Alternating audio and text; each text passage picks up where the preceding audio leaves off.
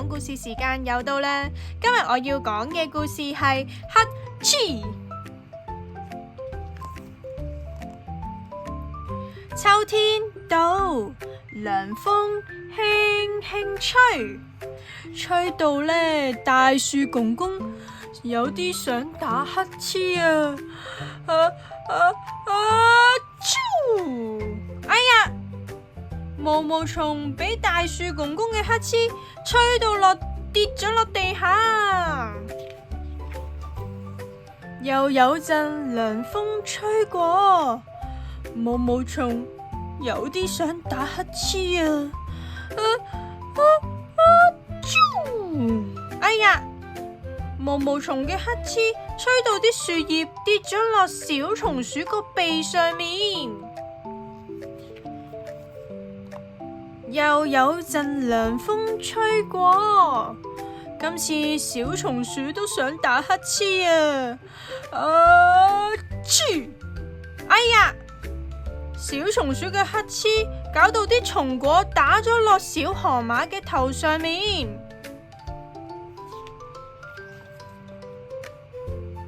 又有陣涼風吹起，今次河馬先生想打乞嗤啊！啾！哎呀，河馬先生嘅乞嗤搞到啲水花打到落大象身上，又有陣風吹過，今次大象又想打乞嗤啊！啾！哎呀，大象先生嘅乞嗤搞到啲河水沖咗入巨人嘅花園，又有陣風吹過咗啦，搞到巨人個鼻有啲痕，佢想打乞嗤啊！巨人先生，唔好打乞嗤啊！你一打乞嗤，成個森林、成間屋都俾你吹起咗噶！唔好啊！好彩，巨人先生有拎到個手巾揞住個口打乞嗤啊！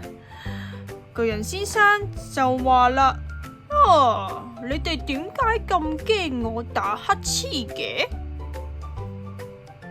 完，故事就嚟到呢度啦。大家又鍾唔鍾意呢本書呢？又或者大家睇完呢本書之後又有咩感想呢？都可以留言話俾我知。最後，如果大家想繼續收聽 Happy Story Time，就記得訂閱我嘅 channel 啦。我哋下次見，拜拜。